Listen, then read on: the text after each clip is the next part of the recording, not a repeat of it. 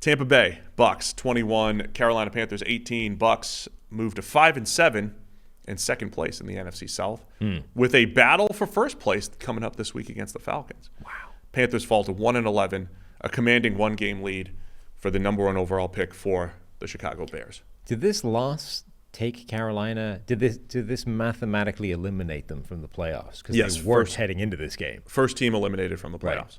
Because wildly, despite being on track for the number 1 overall pick that isn't theirs, they weren't eliminated heading into this game. Not in the NFC South. Yeah. And with the interim coach. Their pathway into the playoffs, by the way, was winning the division, not making a wild card spot. Yeah. It's a bad season for the Panthers. They were unable to leverage the interim head coach bump. I mean, it made it close. Almost made a little bit of a comeback. Mike Evans, unbelievable game for him. 7 catches for 162. As Carolina, as they tend to do, Carolina tends to put one drive together where they look like a good offense. So they put that drive together to make it 10-7. They took the lead. Yeah. 10-7, right? And it's like, oh man, Tampa, wake up. The Panthers are about to beat you. And then first play from scrimmage after the kickoff, Baker Mayfield hits Mike Evans, who takes it 74 yards for the touchdown, 75 yards for the touchdown. It was 74 initially. They overturned it to the 75-yarder. Okay. This was another game where there was a lot of rain in it. A lot of rain. It was torrential for a little bit. That's what happens in Florida. Yeah. And I don't know what about him made me think this, but I was like, you know what? Baker just doesn't feel like a quarterback that would do well in the rain.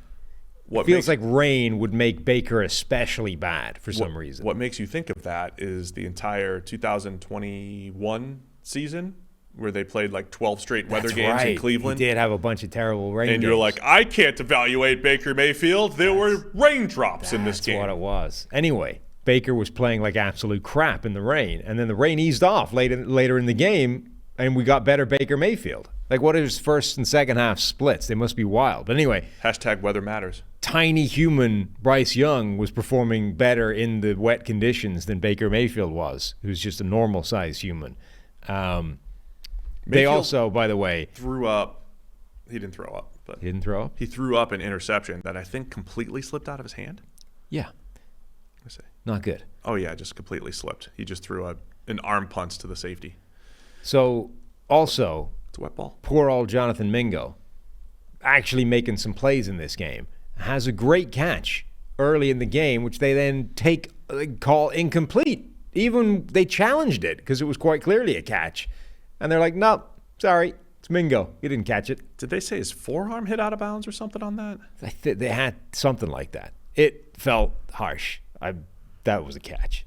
So they had that. The Mike Evans thing, he now went over 1,000 yards again, 10th straight year, matches Randy Moss, and now trails only Jerry Rice among all-time receivers with 1,000-yard seasons. Yeah, I mean, it's really impressive. I think it's the durability. He of passed Evans. Tim Brown and Terrell Owens, who have 9 of those seasons. I think Evans has an interest. I mean, I think he'll end up in the Hall of Fame. But I don't think at any point in Mike Evans' career was he a top. Like, what's the peak for Mike Evans as a top X receiver in the NFL? Well, what Arif Hassan was pointing out is, so he's got now 10 seasons of 1,000 or more yards. Only Jerry Rice has more. Amongst all these wide receivers with a bunch of 1,000-yard seasons, Mike Evans never goes over 1,200 yards. So all these other guys, it's like an arbitrary cutoff. So he only has 3 of those 10 seasons over 1,200 yards. Everyone else, he's second all time in 1,000-yard seasons by a wide receiver. But he's like, I don't know how far down that list he went when it was 1,200 yards. But a lot of these other guys have way more 1,200-yard seasons than Mike Evans. He just seems to have this level of, I'm going to get you 1,000 yards a year. Guarantee it. Guaranteed. Book it. But 1,200, like dominant year? No, not so much. Yeah, so that's why, I mean, then there's games like this. Like the Bucs don't win this game without Mike Evans. Right. Because Chris Godwin was playing hurt, and he didn't have a catch. We've talked all year about Tampa Bay doesn't have a third wide receiver. So Mike Evans was wide receiver 1, 2, and 3. He had 162 of Baker Mayfield's 202 yards. That's 80%. He had about 80% of the passing yards yesterday, and he just took over this game. So that's, to me, that's more the story of Mike Evans' career. The 1,000-yard thing is an arbitrary number. that becomes far more arbitrary now that we've added an extra game, Sam. And it's easier to pass than it was during Tim Brown and Jerry Rice's eras. But obviously, Mike Evans, he gets banged up, but he plays through it. He stays healthy. He's consistent. And he might not have dominant seasons, but he has games like this where he can absolutely dominate and do freaky things, both at the catch point and after the catch. So credit Mike Evans. He wins this game for the Bucs. Panthers hung tough. They ran the ball pretty well. Chuba Hubbard had a really nice game. But like I said, I thought the broadcast did a really nice job of showing the picture that Bryce Young was looking at the top of the drop, where there was no separation. No separation and inevitable pressure heading in your direction. Yes. He was pressured a ton. The Bucs defense had 29 total pressures. The Panthers offensive line gave up a ton. He's just under pressure a lot. What do you make of the number? They had this in the broadcast. All 9 of Bryce Young's touchdowns this year have come from inside the red zone, and 8 of the 9 have come from inside the 10-yard line. Like, they have had nothing. No scores have come from, like, far away from the goal line. Yeah, they don't create explosive plays. So remember, I was all the way back to early last year. Baker Mayfield was the starting quarterback for the Panthers. We forgot this was a Baker revenge game, by the way. He was the starting quarterback for the Panthers. And the offense was actually similar. It was cheeks. Very bad. Yeah, cheeks. Except they would have like a random screen to Laviska Shenault for 67 yards. Remember how many times that happened? It was kind of like the Steelers offense this year, where 95% of plays seemed bad, and then there'd be like a 60-yarder in there. Bryce Young does not get the benefit of the random 60-yarder. Poor Bryce Young doesn't have a nice little screen for 50 in there. He doesn't have, a little hitch where a guy, breaks a tackle and picks up 50 after the catch. So they don't have any of those. And he has so few touchdowns. It's like, all the touchdowns are in the red zone because they don't create big plays. And Bryce Young has like 2 or 3 really encouraging plays per game. He threw a deep out to the far hash, put it on a guy's hands, couldn't catch it. They had the one drive. Like I said, they hit a back shoulder, one other big play, ran the ball in. They had one drive where they looked like a good offense. And overall, Hubbard ran the ball pretty well. But then there's always a game for the Panthers. There's always a play for the Panthers where it's like, all right, they're in a comeback attempt.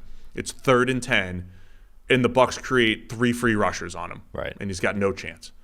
Protection breakdown, missing blocks, the whole thing. They don't have answers for blitzes. It's just bad. It's just bad offense. That's it. And then you have the 4th and 1 play at the end that literally ends the game. It was just awful. They just went gun and drop back pass, right? Yeah, and it's like, okay, now there's a rusher. Bryce Young's trying to get out of it. Doesn't really achieve that in any way, shape, or form. It's not even like there's not that much pressure. He just rolls out of the pocket, gets himself into trouble because there's now guys in his face, and then tries to hit. He's late with a cover 2 hole shot. Late, and because he doesn't have the arm to get it there. Like his arm is fine, but it's not falling away from the throw. I can zip it into a cover 2 hole strong, right? Yeah. So he gets him. It's just a bad play, start to finish. Like 4th and 1, gotta have it situation, and you end up with a low percentage shot that you never had a chance of getting there anyway. And it was like it was the Panthers' offense in a nutshell, essentially. One other thing on Bryce Young. So like early Tua career, it was like, man, Tua didn't look like he had great velocity. And now that Tua's playing extremely well, he's doing it with that uber anticipation and throwing to space. And I still don't think Tua has a cannon, but he could zip it when he needs to, whatever. I get the same vibes from Bryce Young, but I think it coincides with he's also not seeing it. Yeah. It's funny because when we evaluate players, we talk about skill sets and things that we don't think, physical tools that we think are static.